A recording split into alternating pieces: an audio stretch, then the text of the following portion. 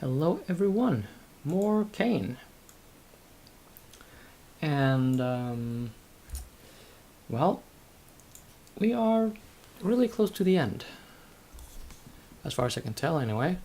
First, I do believe we have a PDA to check out. Maybe even some shenanigans to write down. Well, anyway, here goes. Today is a holy day. Henry Cayne himself has arrived, frozen and waiting for the great... Oh, she's talking.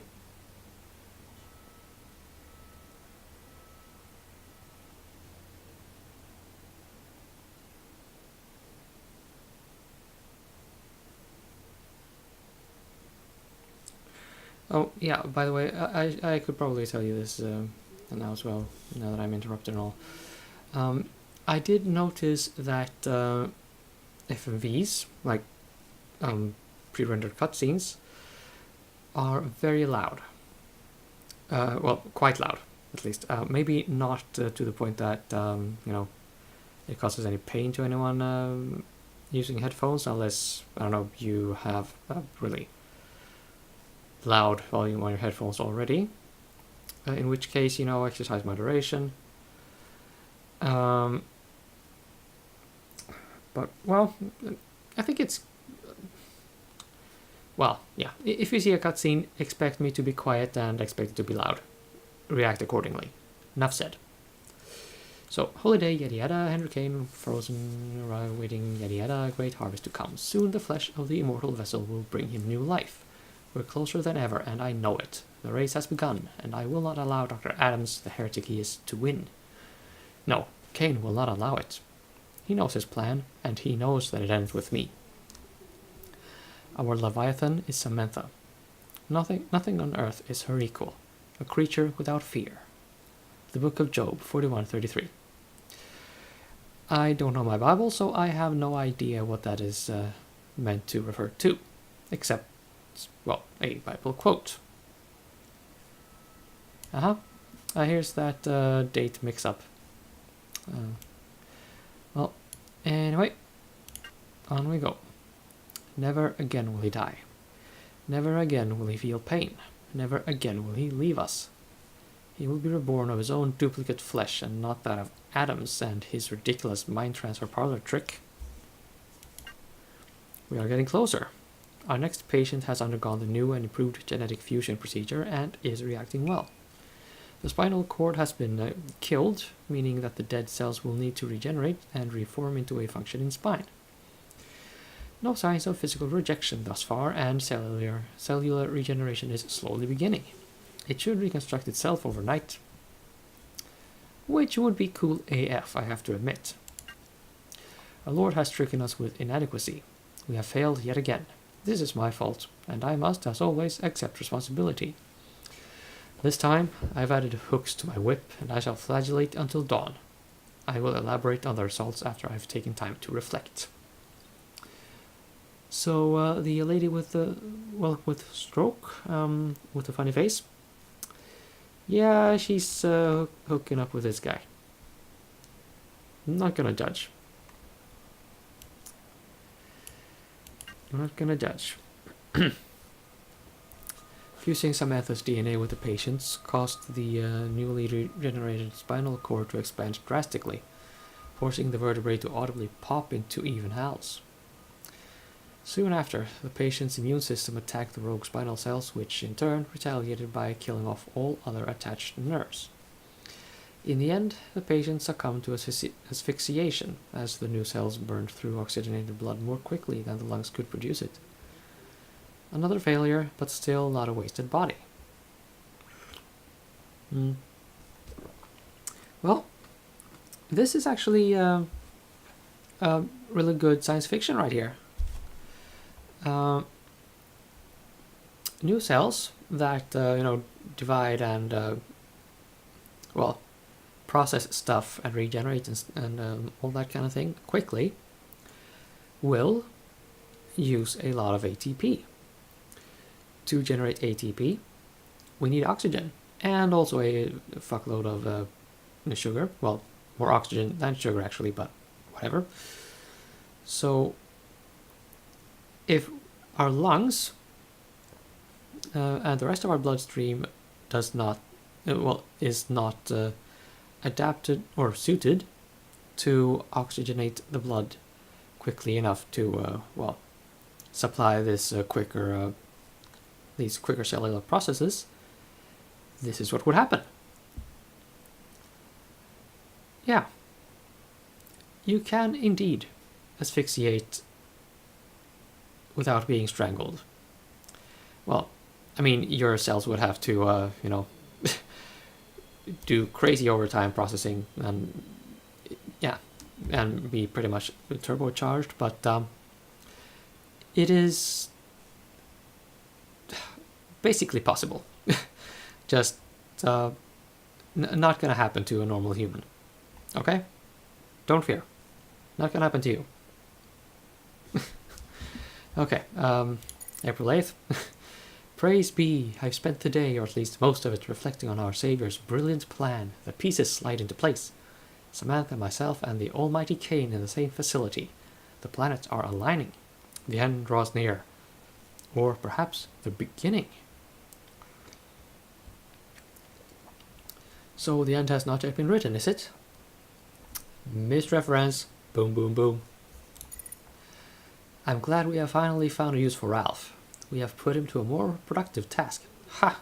His blasphemous lectures about how the fungal plague is the result of poor hygiene were getting on my nerves. It is Cayne's doing. The plague is his retribution for our sins.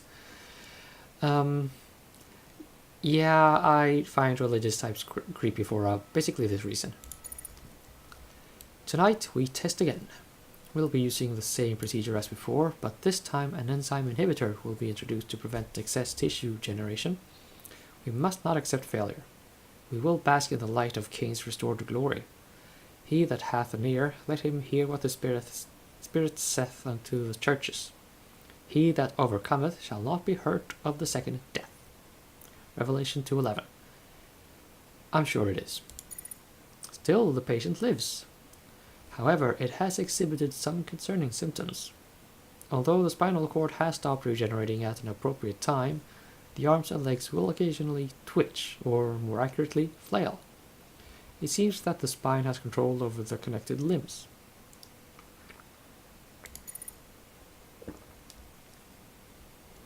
The patient is no longer viable.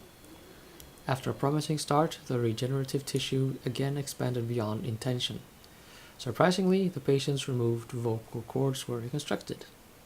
Of course, it did not understand speech. It must have been frightened by its own inhuman screaming, as it immediately tore its own throat out. Oh, wait, so I think we had a PDA entry before where they referred to some screaming that ended abruptly. Is this the scream? Well, yeah, this was, of course, earlier in the game, so it can't have been the screaming that Hadley heard. Well, yeah, bears thinking about though.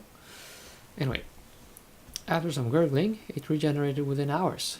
Then terrible screaming and bloody extraction. A cascade of rotting tissue, the previous throats began to form a dangling, bleeding scarf as the patient continued to tear itself up. Fuck me sideways. Oh, that abomination. As far as Sharon can tell, Adams's unrighteous creation has wasted precious flesh in making a toy of some kind. Just like its creator.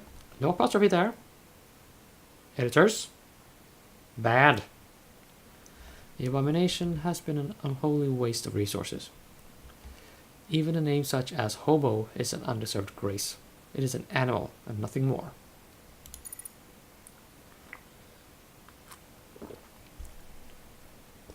Pestilence strikes. The fungal threat is weak now, but soon it will spread to our food and to our bodies, if it hasn't already. This is our first, and perhaps final, warning to make haste. I've traced the spores to a cargo shipment earlier in the year, but I have no idea how they became so virulent. Behold, with a great plague will Cayne smite thy people, and thy children, and all thy goods. 2 Chronicles 21:14. Okay. The fungus is having an observable impact on the cellular regeneration process. One patient began to develop a film of what resembled reptilian scales, complete with a secondary set of eyelids. This is unacceptable. The spinal regeneration process has been mastered. Almost any tissue can now be perfectly reconstructed, but it's impossible to get definitive results with this interference. Cayne, if you truly seek rebirth, why do you hinder me so? Is this not the time? Surely there is a reason. Well, again, this is, well, more clever science fiction writing than, well, than I would say that this game has any right to exhibit. I mean, you don't know how, sort of, shall we say, well, already present microbes will respond to new tissue and the agents that it produces, compounds that it well, emits, secretes. Well, unless I mean until you try this and well, I mean yeah, growing scales and a secondary set of eyelids would be somewhat unlikely. But hey, well, gotta give him something. Samantha scratched several demonic scrolls into an insignificant employee's back. We need an apostrophe here. Thank you. I warned them not to get close to the succubus. She's the devil. Sometimes we need to make a deal with hell to get closer to heaven. Oh, literally the devil, you say? Well, I know another YouTuber who knows all about that. And she's so much fun. Well, anyway, forgive me, Cayne. I succumbed to Sharon's temptation and had a romantic dinner rather than working late, as I should have done. Watch and pray that ye enter not into temptation. The spirit is indeed willing, but the flesh is weak. 1 Timothy 6:11-12. My repetitive failure has indeed had an impact on my faith. I am being tested. For the love of Cayne, I shall rise above.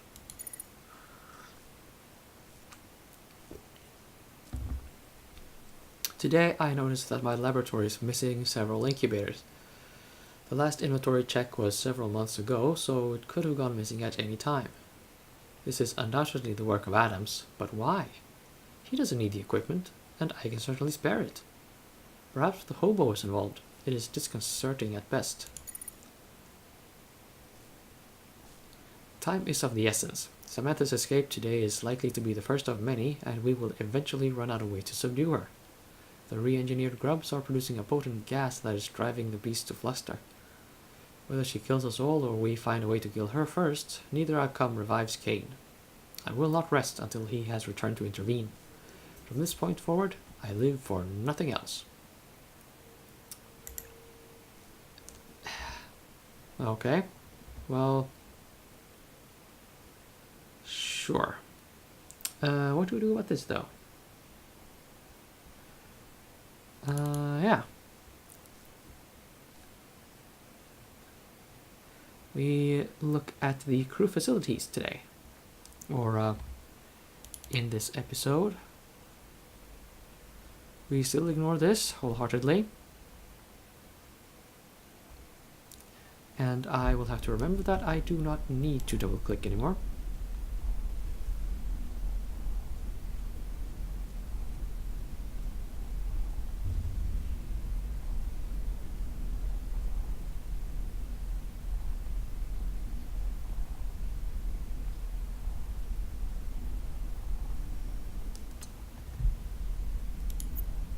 Brain emulation lab, thank you. I'll stay right here.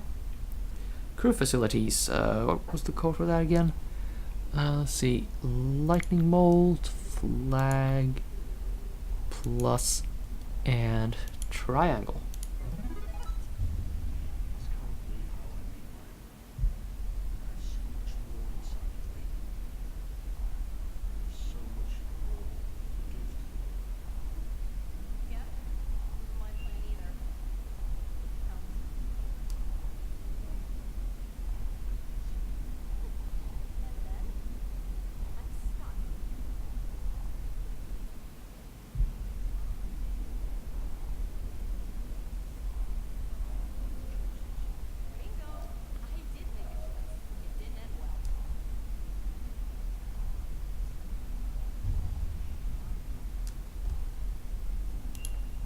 Okay. Random monologue. Um, excuse me for a second. I need to. Okay, well, never mind. I'll be back in a minute.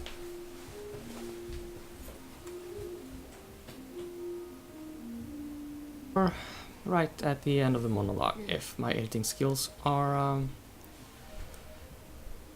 worthwhile at all. Let's see, can I do anything with this? No.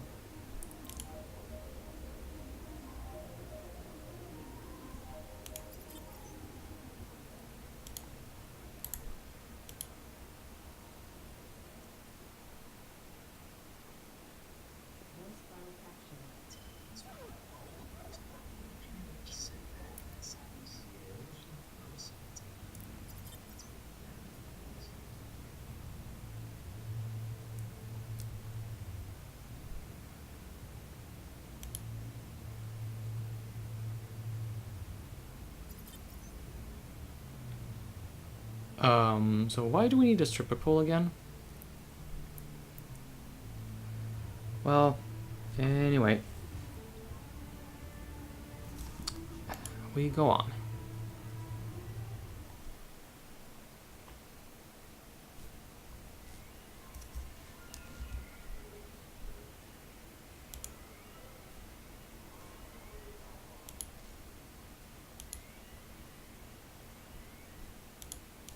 I think if you click somewhere around here, you should get an achievement, but,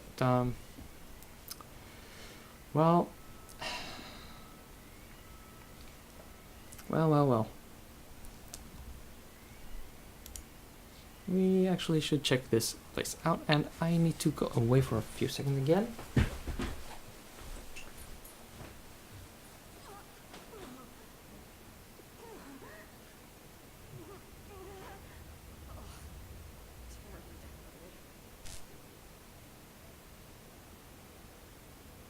Oh, Jesus, this is gonna take some real editing work. Oh, discarded equipment. Give me that. Ah.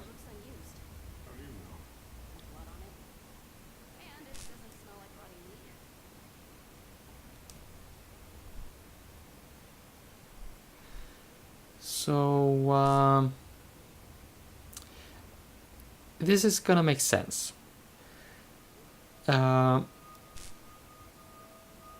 This is John Kern's well, I think it's John Kern's bunk and his room, whatever.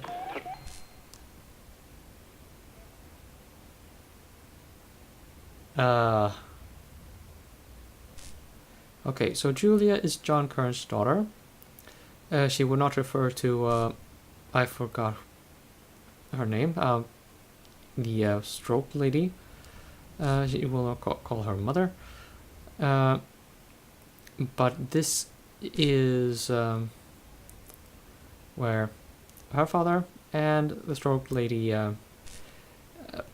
got their jollies off with flagellation. Let's move on, shall we? Daddy is anxious. He won't admit it, but I think the idea of having Cayne in stasis here bothers him. He knows his work is coming along slowly. He's scared to fail in his holy light, but knows that he will. Poor Daddy. Oh, that's Sharon. Oh, yeah, Sharon, that's her name. I'm sure it's her temptation that is leading my daddy to failure. She keeps him from punishing himself like he should. She scolds me for calling him daddy because she thinks I'm too old. Excuse me, but I was raised with a little thing called values. Besides, she wants me to call her mom. Double standards, right? Yeah, I would actually agree. Joseph is so special. You ever feel like something is just meant to be? It's such a tacky feeling to describe, but it's true. It's cliché for a reason. How can you have nostalgia over someone you just saw a couple of minutes ago? I don't know, but it's the best feeling in the world. Babysitting Samantha's brood is easier when I know I can go see him afterward. Oh, so maybe this is not John's room, but instead it's Joseph's. Yeah, well, they're both dicks anyway. Ugh, another day, another load of brood gas harvested. I understand that we need it to keep Samantha calm, but it's such a pain to watch over her oversized maggots. Of course, why bother with the gas when we can just stick Sharon in there to calm her down just as well? They look about the same anyway. Ho ho ho! Haha, did I mention how much I hate working with this bitch? And it's bad enough that she is screwing my daddy, but I have to work with her every single fucking day. Yeah, I imagine that's, slightly trying. Time to vent. I've really been thinking about how Samantha only lets Sharon handle her, and it pisses me off to no end. Joseph could cheat on me, and I'd still be angry about Sharon and her stupid lopsided face. I wish that witch would stop trying to micromanage my family. The 1st of May is always so romantic. Spring is here. I mean, it probably is somewhere or other. There aren't really seasons here. Sometimes the atmosphere controls break and tries to either freeze or burn us to death, though. That counts as seasons, I think. It's a tough life. Nothing can ever just be okay, you know? If somebody isn't sick, you can bet they're tired or hungry or stressed out. There's nowhere I'd rather be, though. Most people don't get to live with their daddy forever, much less a 5-minute walk from their perfect boyfriend. Plus, I'm working for a righteous cause. It's all worth it. Righteous, you say? Ew, fungus. They say it's all inside the ventilation system, and now it's starting to settle on the outside of the vents. Maybe that's why everyone's got food poisoning. How long has this stuff been around? It smells like old feet. Work's getting even harder for Daddy now that this fungus is everywhere. I have just the thing, though. I can make sure Dr. Adams doesn't use this as an opportunity to get ahead. Tonight, I'll level the playing field. Joseph likes to bring me into Adams's workspace when we get really romantic. I'm sure he won't notice if some information gets deleted, right? Ah, cool, I can navigate using the arrow keys. Sharon says her face is so disfigured because she had a stroke and lost control of the muscles that are supposed to hold the right side of it together. I'd have a stroke too if I had to live knowing that I was such a helpless idiot. Except I do the right thing and just off myself so that the rest of the gene pool didn't have to deal with me. Of course, stroke is, well, I mean, the risk of getting stroke may be influenced by genes, but there is no gene that says you will get a stroke. You should know this, Julia Kern. It's been a really long time since Daddy's told me a story about Mommy. When I was a teenager, he'd put me to sleep every night with a story about the two of them before I was born, and how happy they were. He denies it, but I think her death has a lot to do with his decision to practice medicine. Now, though, he insists that it was his calling from Cayne since he was a child, and that Mommy was just an insignificant cog in the machine of life. I understand. Everyone copes differently. Dr. Adams has done it. He's mapped Cayne's mind into a new host. No rejection. This isn't how it's supposed to happen. Daddy just needs more time. I've rewritten the results and updated the ARM computer with Joseph's login details. But I'm not sure how long I can keep this up. Cayne, help us all. Joseph struck me hard across the face. Does he know that I've been sabotaging their research? He called me Grublina while he ravaged me with some over-the-knee spanking and whipped slightly across my back. Does he still love me? Oh, I know he does. Slightly abusive relationship there? It's a blessing from Cayne. Samantha broke free today and killed 5 security guards. Why is this good? I managed to sneak over to Ralph during the commotion and print a PDT. I used Joseph's high-level security clearance details, also managed to grab a blank one. I'll save it for a rainy day. Daddy hasn't slept in 3 whole days. He barely eats. And what has Sharon done? She's distracted him. He needs to focus on Cayne. Maybe it's time I finally give her what she deserves. Joseph has been cold towards me despite me submitting to another meeting and some light strangulation. Bruno and I are over. The bastard, he admitted to me that Adams paid him earlier this year to fuck a young girl. Was she prettier than me? Does she believe that pain is pleasure? No. No, this cannot continue. This cannot continue. I'll lure Sharon over to Samantha's cell and use Joseph's PDT to release Samantha on her. I just need a little human flesh to get the broodlings buzzing, and Samantha will do the rest. With the security thinned after the incident, nobody will ever find out. Even if they do figure it out, Joseph will get the blame. That's slightly psychopathic, actually. This is it. The power has just been turned off for maintenance or something. I've decided to take care of that, Sharon, and then I can set things straight for Daddy. Praise be to Cayne, praise be to Cayne, praise be to Cayne. Crazy lady.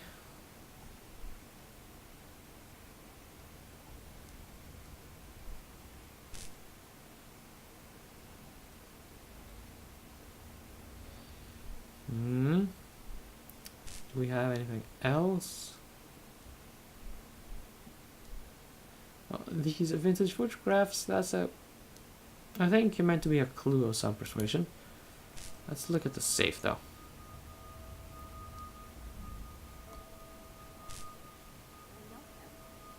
I know this guy. What guy? There's a photo of Old boyfriend?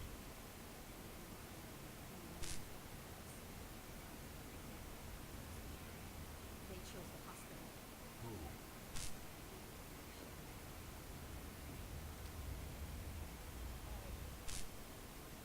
Oh. Ew.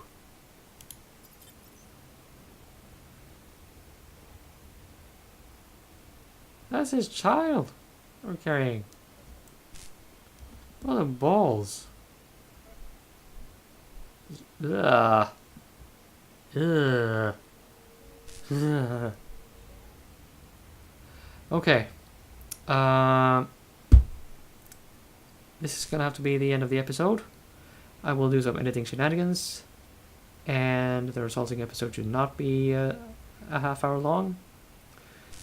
And yeah, when you come back, we should be even closer to ending the game. Although I have to say, progress through the walkthrough paragraphs is strangely slow, and there will be some backtracking. But well, whatever.